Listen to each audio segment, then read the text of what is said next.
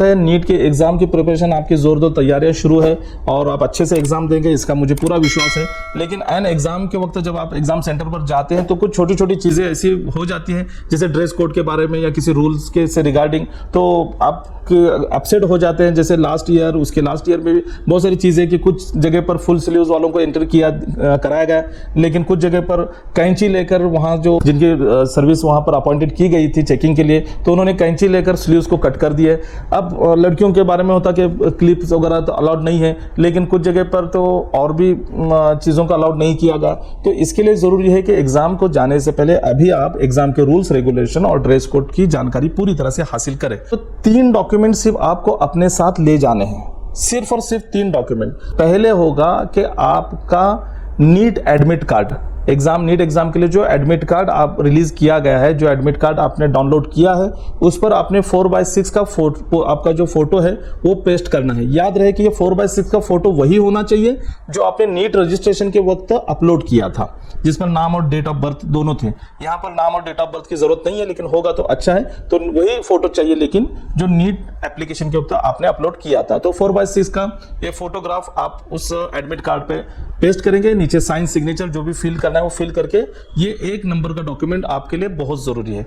Second document आपके लिए रहेगा, वो रहेगा आपका आइडेंटिटी प्रूफ। आइडेंटिटी प्रूफ में आप Aadhaar card, voter ID card, PAN card, उसी के साथ आपका ड्राइविंग लाइसेंस अगर होगा, पासपोर्ट ड्राइविंग लाइसेंस अगर होगा तो वो भी आप अपने साथ कैरी कर सकते हैं कि आइडेंटिटी दिखाने के लिए।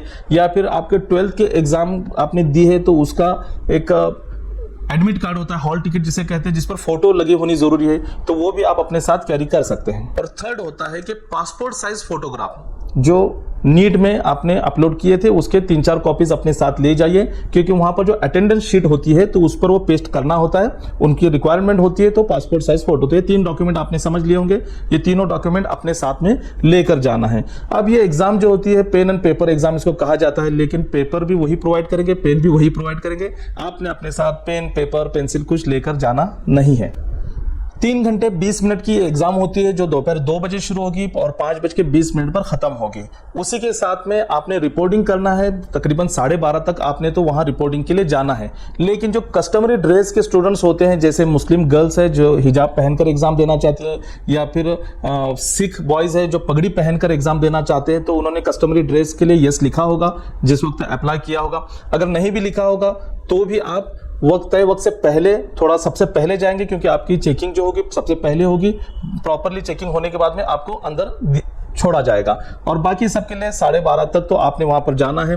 12:30 से लेकर 1:30 बजे तक आपकी फ्रिस्किंग है, मतलब जो फिजिकल चेकिंग होगी कि कोई मेटल आप अपने साथ लेके जा रहे हैं, कोई पर्ची वगैरह लेके जा रहे, नहीं जा रहे, मतलब जो चीजें अलाउड नहीं है वो चीजें आपने साथ में नहीं लेके जाना चाहिए। इसके लिए आपकी प्रॉपर चेकिंग होती है, और चेकिंग होने के बाद में आप अंदर जाएंगे। 1:30 को लास्ट एडमिशन होगा। लास्ट एडमिटेड कैंडिडेट जो मतलब अंदर जाने की आखिरी जो टाइम है 1:30 है। फिर 1:30 से लेके 2 बजे एग्जाम स्टार्ट हो रहा है, तो आधे घंटे में आपको बाकी इंफॉर्मेशन, वो गाइडलाइन दिए जाएंगे, इंपॉर्टेंट अनाउंसमेंट्स होंगे, इंस्ट्रक्शंस आपको दिए जाएंगे क्या करना है क्या नहीं करना है। तो ये बाकी सब चीज़ें आपको वहीं पर समझ में आ जाएगी। और 2 बजे से 5 मिनट पहले, 10 मिनट पहले आपको पेपर मिल जाएगा, और उसके बाद में आपने पेपर स्टार्ट करना है।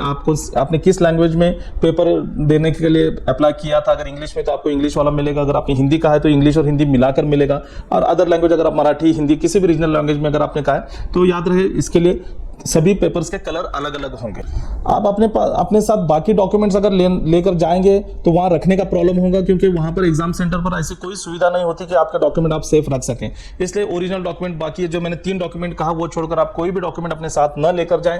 अब सबसे चीज जरूरी है कि आपकी जो फिस्किंग होती है, चेकिंग होती है, बहुत स्ट्रिक्ट होती है। अब कुछ मामलों में फीमेल कैंडिडेट्स के कंप्लेंट्स आए थे, इस वजह से एनटीए ने डिसाइड किया कि इस बार फीमेल कैंडिडेट्स की चेकिंग जो होगी सिर्फ वो फीमेल ही करेंगे, फीमेल स्टाफ होगा वही करेंगे, अलग से प्राइवेट होगी, ओपन में नहीं होगी, जिसकी वजह से कोई घटना न घटे या फिर बच्चियों को शर्मिंदा न होना पड़े। तो ये याद रखें कि हमेशा टाइम पर रिपोर्ट करें। नीट के एग्जाम के लिए जब जो भी स्टूडेंट जाएंगे वो टाइम पर रिपोर्टिंग करें। अब बारी आती है ड्रेस कोड की कि ड्रेस कोड क्या होना चाहिए। तो आप बहुत सारे वीडियोस वगैरह देखते होंगे और या फिर इनकी जो इन्फॉर्मेशन ब्रोशर है उसमें भी आप देखेंगे तो कंप्लीट इन्फॉर्मेशन नहीं दी गई है। तो इस वजह से स्टूडेंट कंफ्यूज होते हैं, सर क्या पहने, और ये नहीं है, ये नहीं पहनना, ये नहीं पहनना, ये नहीं पहनना। इतनी सब चीज़ों में जाने से अच्छा क्या पहनकर जाना है, आपका ड्रेस क्या होना चाहिए, हम सिर्फ उसी पे बात करेंगे। सबसे पहले मैं कहूँगा गर्ल्स कैंडिडेट की। अब देखिए लड़कियों के लिए सबसे स्टार्ट करते हैं अगर सर से, तो सर बाल अगर लंबे हों तो आप क्लिप लगाते हैं या फिर बो लगाते हैं, तो आपने कोई किसी तरह का रबर बैंड, बो या क्लिप को इस्तेमाल नहीं करना है। आप सिंपली बालों को छोड़ सकते हैं या फिर बांध सकते हैं, लेकिन बाकी कोई आइटम आप यूज नहीं कर सकते बालों में। अब फेस की बात करेंगे तो कान में रिंग होते हैं तो कान के रिंग नहीं चलेगी, कुछ नोज रिंग्स होते हैं या फिर कुछ आईब्रोज में भी कुछ लगाते हैं। अब तो 21st सेंचुरी में कुछ लोग लिप पर, टंग्स पर भी लगाते हैं। तो देखिए कोई भी ज्वेलरी या किसी तरह की भी कोई फैंसी चीज चेहरे पर, बालों पर आपके नहीं रहनी चाहिए। अब बात आती है ड्रेस की, तो देखिए हाफ स्लीव्स का ड्रेस आपका होना चाहिए।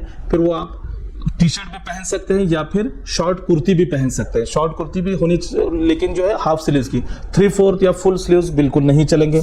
और जो भी आप टी शर्ट या शॉर्ट कुर्ती पहनेंगे वो व्हाइट कलर या प्लेन कलर की पहनिए। बहुत उस पर डिजाइनिंग नहीं होनी चाहिए या फिर बहुत कुछ लिखा हुआ नहीं होना चाहिए। एक सिंपल टी शर्ट या सिंपल कुर्ती, शॉर्ट कुर्ती आप पहन सकते हैं।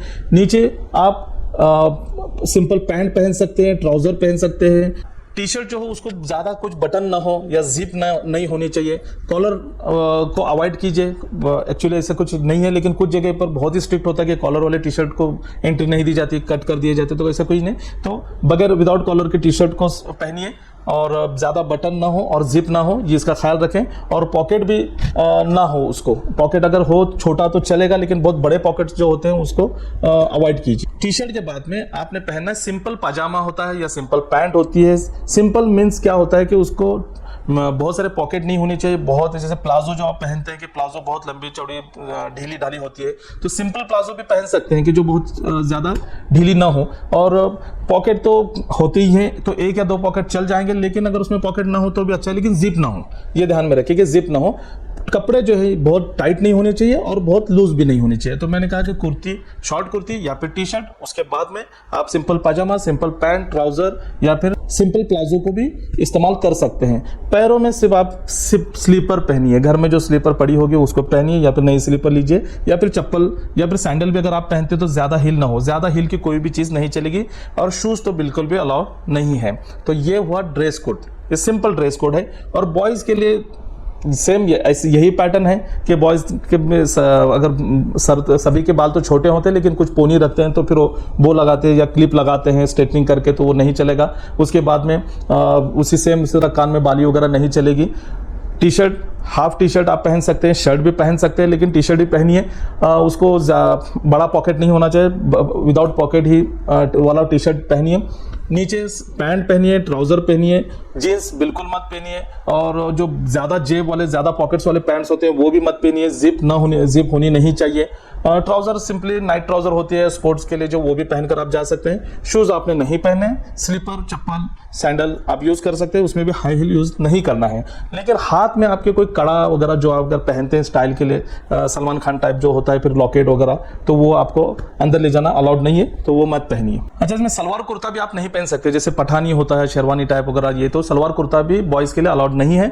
आपने सिंपली टी शर्ट और ट्राउजर या सिंपल पैंट पहनकर जाना है। हाँ, हाथ में जिस तरह से कड़े वगैरह नहीं पहने, धागा अगर बांधा हो तो वो भी निकालने के लिए आपको कहा जाएगा, तो इसलिए वो मत पहन के जाइए।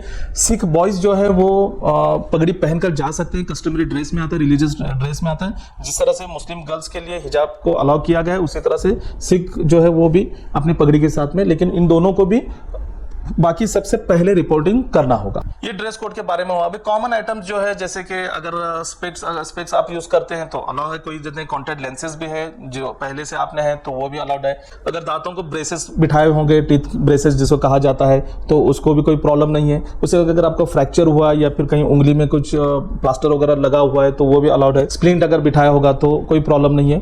टैटू अगर पुराना होगा, बहुत पुराना, तो चलेगा। अगर नया टैटू बनवाए बिल्कुल भी मत बनवाइए नीट एग्जाम तक। और उसी के साथ में मेहंदी तो बिल्कुल भी नहीं चलती।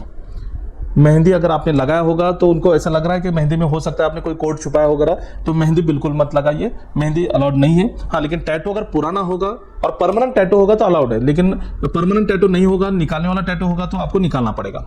अब जो चीज़ें नहीं लेके जानी है उसमें वही चीज़ें आती है, पेन, पेंसिल, शार्पनर वगैरह ये चीज़ें नहीं लेके जानी है। इलेक्ट्रॉनिक्स आइटम जैसे कैलकुलेटर हो, उसी तरह ब्लूटूथ का हेडफोन वगैरह, ये कोई चीज़ें, मोबाइल तो अलाउड है ही नहीं। उसी के साथ में आपको किसी तरह की ज्वेलरी भी बिल्कुल पहनकर नहीं जानी है, रिस्ट वॉच पे पहनना नहीं है, बाकी तरह की कोई भी चीज़ें। नेल पॉलिश ध्यान में रखें, नेल पॉलिश अलाउ नहीं है, तो नेल पॉलिश बिल्कुल अगर किया होगा तो निकालिए, नेल पॉलिश भी अलाउ नहीं है। तो ये सिंपल सॉल्यूशन है, सिंपल ड्रेस कोड है लड़कियों के लिए भी, लड़कों के लिए भी। बस इस ड्रेस कोड का ध्यान रखिए, रूल्स रेगुलेशन को फॉलो कीजिए और अच्छे से एग्जाम दीजिए। Best of luck, thank you.